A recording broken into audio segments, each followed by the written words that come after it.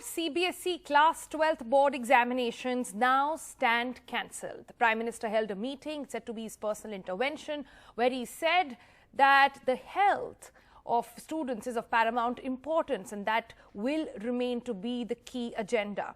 However, there's no clarity on what exactly will be the way forward on how these calculations will take place. There might be a case, however, that students will be allowed to take examinations if they wish, but also questions now at this point arriving on what about other state board examinations. And Akhilesh joins us for the very latest on that. Akhilesh, this has come as a huge relief for several students, some worry as well, as not very sure over what exactly the protocol is going to be on calculation of these marks.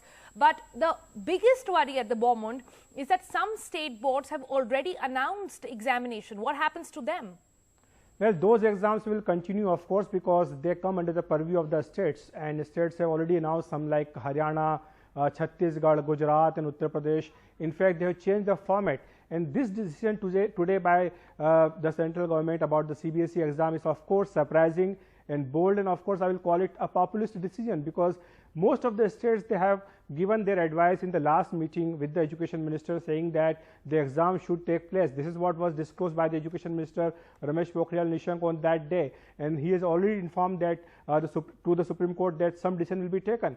So this is very surprising, and I would call it a populist decision, because many students were not in favor of holding the examinations, and they were also arguing that the format should be changed. So in that scenario, I believe that it's a populist decision. Of course, there were restrictions before the government, because we know that while the situation in northern India is improving, there are some states in southern part of the country where the micro-containment zones or local lockdown is still in force. So students or their parents, they will have difficulty if the exams are held. That is why the Prime Minister was very keen that safety and security of the students is paramount, and there should be no compromise on that. But of course, some certain questions remain unanswered, like what happens to the admission to the colleges, because we know in DU, Delhi University, there's a higher cutoff marks, and it's a admission based on the marks. So what will happen to that? And also about the competitive exams like NEET and JEE, what will happen to that? Also, those planning to apply in international universities, what happens to them as well, all really boils down to how the calculation of marks will be done. Because remember, CBSE still remains to be a large chunk, but not the whole thing really in the country. So let's get in a word from some students now. We've got Yashraj Sharma joining us from Shriram School in Gurugram. We've got Sinchan joining us from the Shamrock Senior Secondary School in Mohali, Punjab. So we'll get both a sort of a metro and a non-metro perspective as well. Also, Jitin Chawla is joining us on the broadcast tonight. Yashraj, to you first. Good, bad, ugly. How do you see this decision? I personally think it's a brilliant decision. I wholeheartedly support it, and I know for a fact that all my friends do as well. From the perspective of like an international applicant, there are many factors that go into play. It's not just that we need a 95 or above or a 98 or above to get our admission. Most of us have gotten unconditional offers. So most of us are pretty much in the safe. We just will get a high school diploma and can apply for our visas. However, there are a bunch of universities, especially in the UK and the Europe, which give offers on the basis of you needing to get a particular mark. And without written exams, we don't know what in those countries will follow. So it really comes down to how sympathetic they are to our condition, and what they decide in the end. Right. Sinchan, do you feel the same?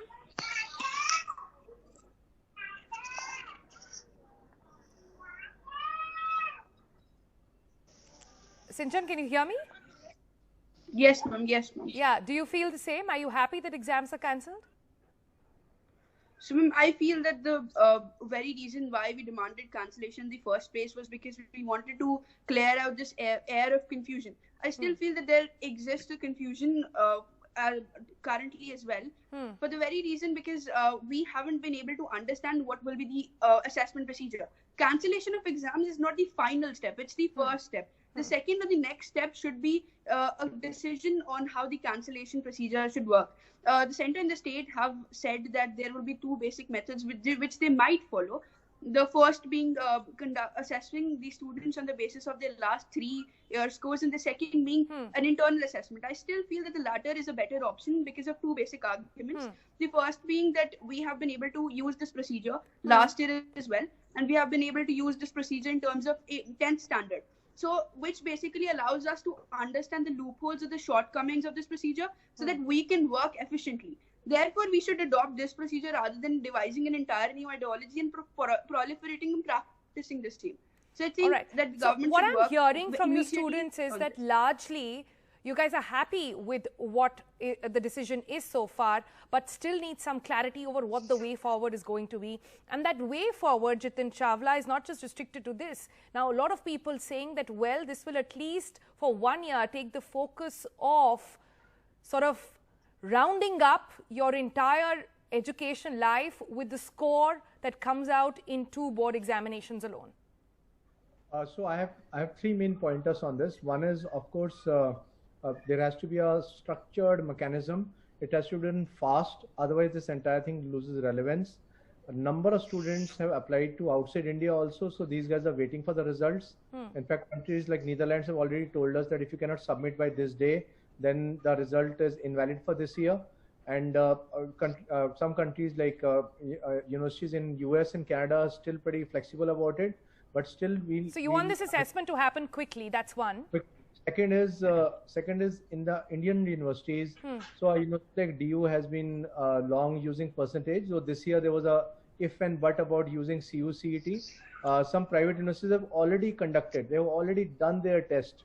So last year also there were private universities which even started classes June end, whereas a state university was dawdling till the end of October, and they were not able to start classes properly. Right. So my this thing would be that this is the time to get their act together.